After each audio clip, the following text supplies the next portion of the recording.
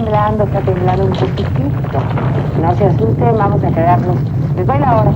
7 de la mañana, 7 de la mañana, 19 minutos, 42 segundos, tiempo del centro de México. Sigue temblando un poquitito, pero pues vamos a tomarlo con una gran tranquilidad.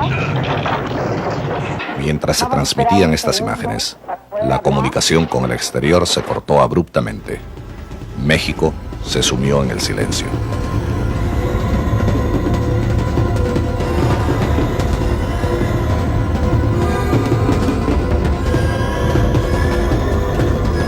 Minutos después, miles de personas yacían muertas o atrapadas entre las ruinas de viviendas multifamiliares, inmuebles comerciales, hospitales y otros edificios públicos.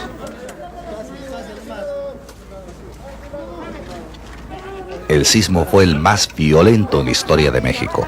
Registró 8.1 en la escala de Richter y se le considera el más fuerte en intensidad observada en todo el hemisferio durante el presente siglo. La magnitud del desastre fue impresionante. En los pocos minutos que duró el movimiento telúrico, más de 5.000 edificaciones fueron parcial o completamente destruidas.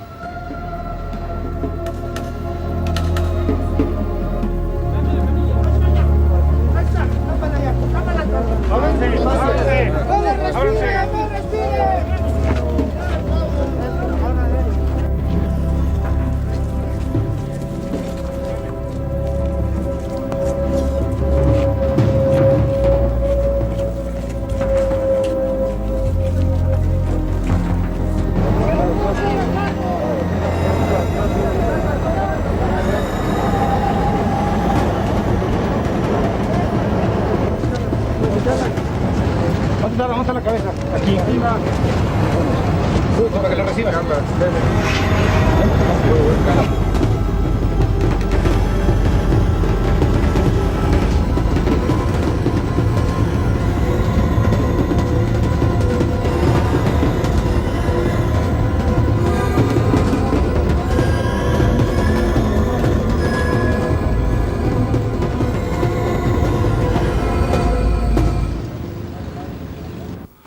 Inmediatamente hubo un gran despliegue de solidaridad.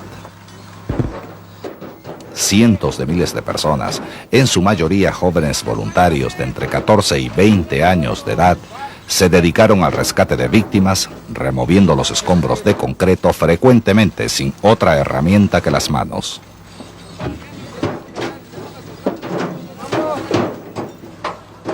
Se rescataron gran cantidad de personas que sobrevivieron a pesar de las condiciones tan adversas. Niños y adultos que estoicamente soportaron, algunas veces durante varios días, la falta de alimento, luz, deficiencia de oxígeno y la carencia total de agua.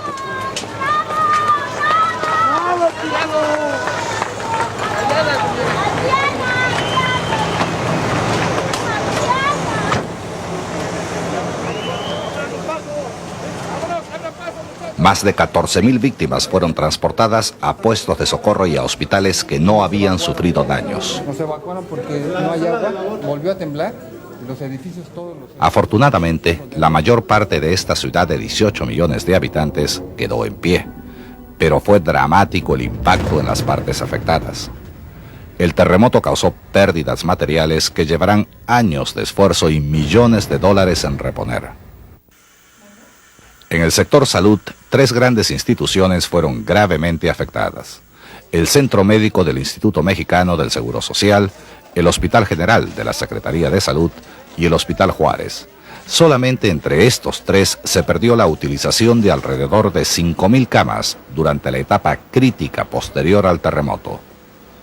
Los daños sufridos por el servicio telefónico son los más grandes en la historia de las comunicaciones. Fueron cortadas 14.500 líneas locales y los servicios de larga distancia se interrumpieron completamente. El principal medio de comunicación con el exterior fue, durante varias semanas, la red de radioaficionados, cuya actuación fue invalorable. El 20 de septiembre a las 7:40 de la tarde, un segundo terremoto con intensidad de 7.5 en la escala de Richter y con el mismo epicentro agravó la situación, causando pánico en la población. En un hospital del Distrito Federal, el personal se encontraba atendiendo a las víctimas del primer terremoto cuando la tierra comenzó a temblar por segunda vez. ¡Está incendiando! Foco que está prendido y no pasa nada. Si esto no fuera seguro, no estaríamos aquí con tranquilidad nada más. Está temblando. No, nada más que guarden orden. Es peligroso tener pacientes en una zona que es eminentemente sísmica, como acaba de suceder. Bueno, el edificio ha resistido extraordinariamente bien, no hay ningún problema, pero estamos causando pánico constantemente a los pacientes. Entonces, es que bajen todos corriendo también porque... No, lo estamos haciendo, hemos pedido que sea con calma todo. Está el ingeniero aquí. Pues yo siento que el edificio está bastante dañado, está fracturado. Tiene bastantes fracturas, así es que no podemos saber si ya no va a temblar, si ya no tiembla. Les comentaba que puede quedarse así, ¿verdad? Sí. Pero puede haber un pequeño temblor Y que precipite algún problema. y que haga que se colapse el edificio. Lo que yo estaba recomendando era una evacuación tranquila, cerrar el hospital y posteriormente, cuando las cosas hayan sumado su causa normal, regresar y evaluar. En este hospital, como en muchos otros, la electricidad se cortó. Aunque se activaron los generadores de emergencia, la energía solo fue suficiente para iluminar el primer piso. Los elevadores, las incubadoras y otro equipo necesario para la atención de los pacientes no funcionó.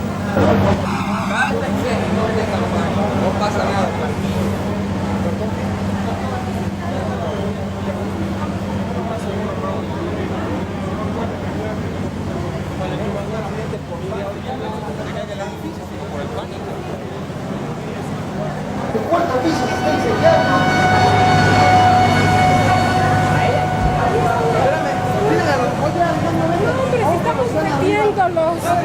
Jálese a los que están allá afuera de voluntarios que nos ayuden. Nosotros vamos al cuarto piso con los que están ahí. Agárrate la camilla. Dale. Vamos al cuarto piso. Vámonos. Escenas como esta sucedieron en las más grandes instituciones hospitalarias del Distrito Federal. El día 19, después de haber transcurrido el primer sismo, el Centro Médico del Seguro Social y el Hospital General evacuaron alrededor de 4.000 pacientes.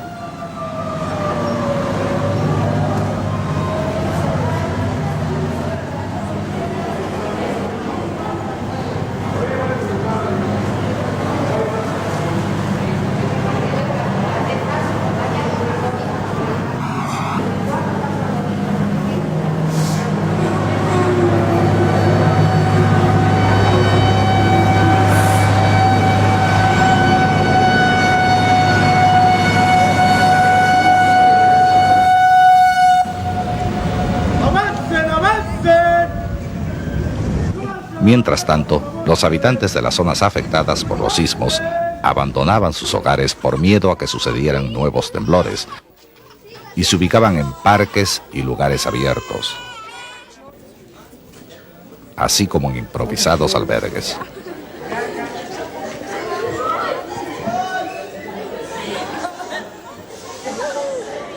¿A qué horas vamos a pasar,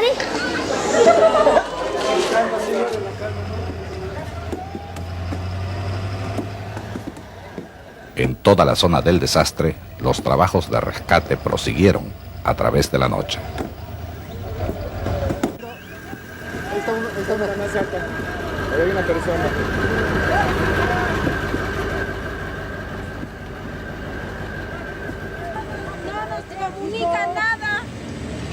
No nos comunican nada, no nos dan ninguna comunicación, no nos identifican.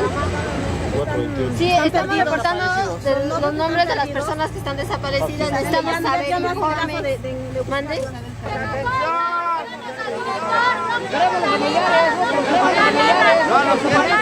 No nos quieren informar nada. No quieren que nos vayamos a trabajar, nosotros queremos trabajar. En las afueras del Hospital Juárez, cientos de familiares de las personas que se encontraban dentro del hospital en el momento del sismo esperaban impacientemente y por varios días noticias de sus seres queridos. Al mismo tiempo, dentro del área hospitalaria se desarrollaba otro drama.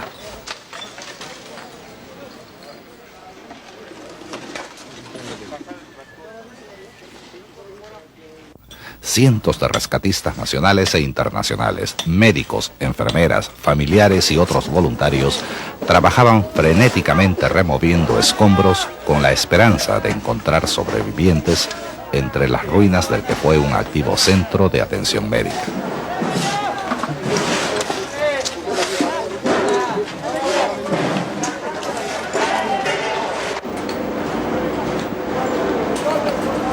Organizamos el grupo de 10 gentes que tienen agarradas el resto del inmueble. No, porque ellos saben que es para que nosotros vamos iniciando la parte dura.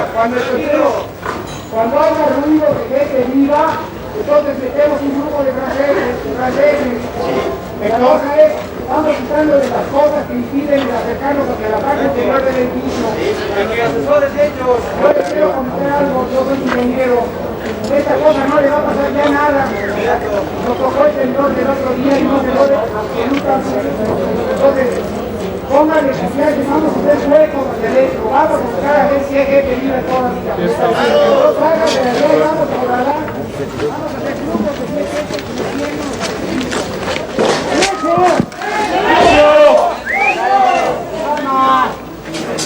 ¡No hablen!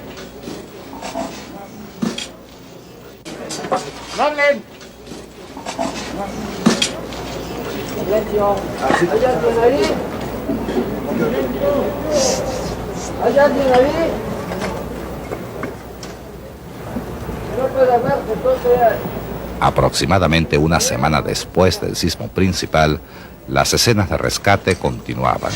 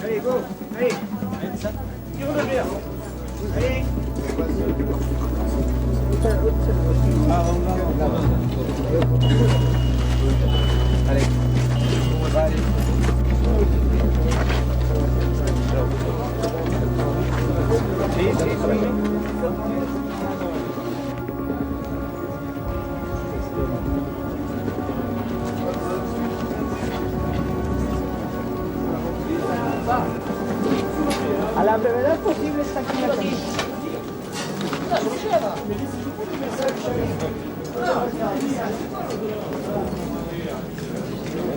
A esta mujer le tuvieron que amputar ambas piernas para poderla liberar del bloque de concreto que la aprisionaba. Al llegar a manos de los médicos tuvo un paro cardíaco.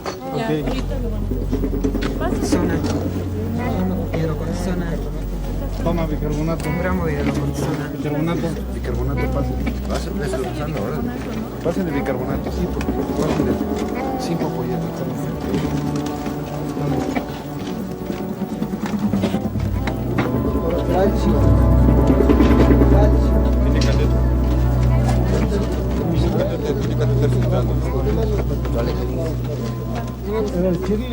Sin embargo, fue posible salvarle la vida.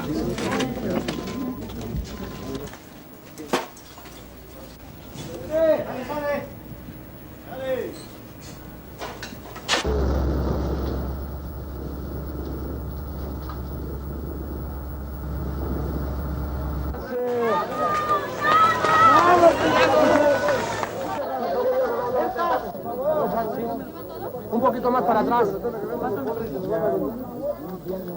Pero no vamos a hacer. Qué mi vida, qué. La tragedia humana, así como los insólitos casos de sobrevivencia, conmovieron al mundo entero.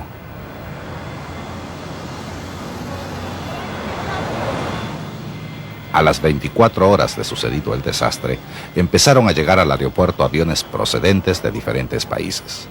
Arribaron llenos de cajas con todo tipo de suministros de socorro, incluyendo más de 400 toneladas de medicamentos. Desafortunadamente, hubiera sido mejor que la solidaridad internacional esperase a que se supiera exactamente qué necesidades tenía el país, para que el socorro realmente aliviara la situación en lugar de aumentar la confusión y el desorden.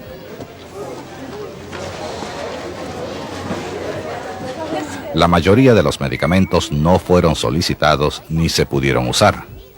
Llegaron cajas de todo tipo, sin clasificar. Muchos de los medicamentos estaban abiertos o venían con instrucciones en otros idiomas. Los voluntarios tuvieron que dedicar largas horas a la labor de abrir las cajas una por una, clasificar su contenido y organizarlo como mejor podían. Además, muchas veces las medicinas llegaban mezcladas con otros productos como la ropa usada. Por favor, no destapen esas cajas de ahí, se los A ver, ¿quién las suplico. está destapando? No destapen toda esta caja. Esas cajas déjenlas ahí como están, que ya están. ¿Quién la destapó? Por favor. Una de las más penosas tareas fue la recuperación e identificación de cadáveres. Este es el estadio de béisbol en el Parque del Seguro Social del Distrito Federal.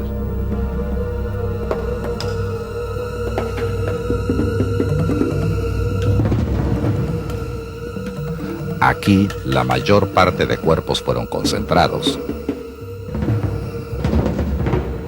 Se les mantenía con bolsas de hielo por 72 horas, para así dar oportunidad a la gran cantidad de familiares y amigos de reconocer a sus seres queridos. Espérame tantito, cálmate, aguántame tantito. ¿De dónde viene? Chihuahua y Jalapa. Chihuahua, Jalapa. ¿Trae nombre? ¿Este es de los de la escuela? Sí. Mira, vamos a ponerle aquí prepa. 107. Porque andan todos los familiares. Ya está identificado, aquí estamos. Identificado, aquí está. A ver, Ah, perfecto. Rodríguez Escobar y también de la señorita Islas también. También la señorita Islas. Muchos de estos cadáveres estaban en estado de descomposición o desfigurados por el impacto, por lo que su identificación era difícil y algunas veces imposible. Esto aumentó la angustia de los que buscaban a sus desaparecidos. Después de 3 días, los que no habían sido reconocidos tuvieron que ser enterrados en fosas comunes, medida necesaria pero poco popular. Además de la ansiedad por tener noticias de las víctimas, la población afectada y muchos socorristas temían que los cadáveres en descomposición pudieran causar epidemias. Este miedo infundado hizo que se tomaran algunas medidas simbólicas para calmar al público. El mismo mito, muy arraigado en todas partes del mundo, dio origen a que se exigieran vacunaciones contra varios tipos de enfermedades. Vacunas que fueron aplicadas por diversos grupos hasta que las autoridades de salud lograron explicar a través de los medios de información que las epidemias no surgen espontáneamente en estos casos y que las vacunaciones masivas representan, en una situación como esta, un desperdicio innecesario de recursos. Uno de los problemas más graves fue el del agua potable. Debido a los daños causados a las redes de distribución, más de 1 millón de personas quedaron sin este servicio. La demanda de agua aumentó debido a la necesidad de combatir incendios provocados por fugas de gas. En respuesta a esta crisis, se estableció un sistema de tratamiento y distribución de emergencia. Camiones cisterna y otros vehículos transportaron y distribuyeron agua potable a las poblaciones necesitadas.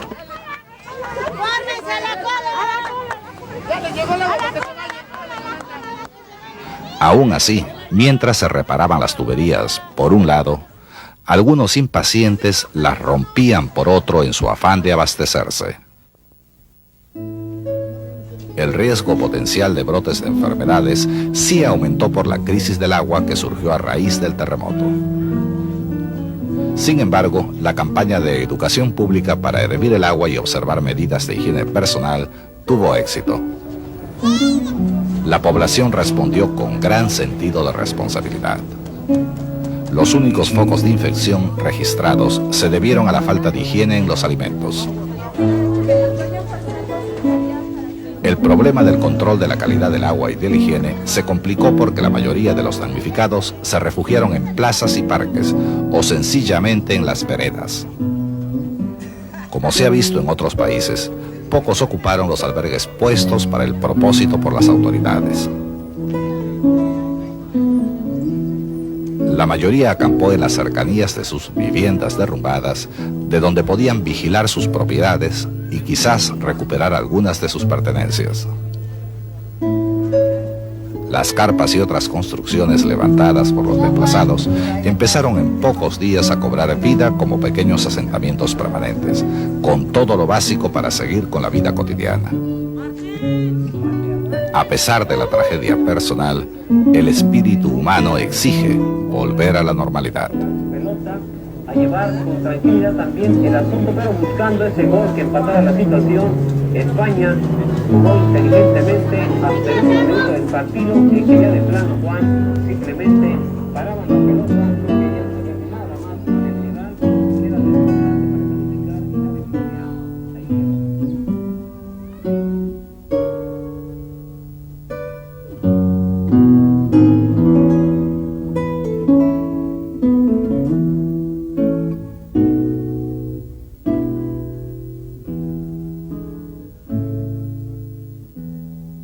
Sin embargo, la crisis no había terminado. Para muchas personas, como estos niños rescatados, la pesadilla continúa. Además de las lesiones físicas, sufrieron trastornos psicológicos algunas veces más duraderos. Muchos no solo vivieron el terror del terremoto, sino que perdieron en él a sus familiares. Diles adiós. Diles adiós. Diles adiós y gracias por todo. Ándale. ¿Qué pasó? No, ya no me haga puchetas. Después de dedicarle largas semanas a la cada vez más imposible labor de búsqueda de sobrevivientes, se tomó la difícil decisión de demoler las estructuras peligrosas y empezar la reconstrucción. Aunque la parte afectada representa solo el 3% de la ciudad, la reconstrucción de viviendas, hospitales y otros edificios públicos representa un grave problema económico y social.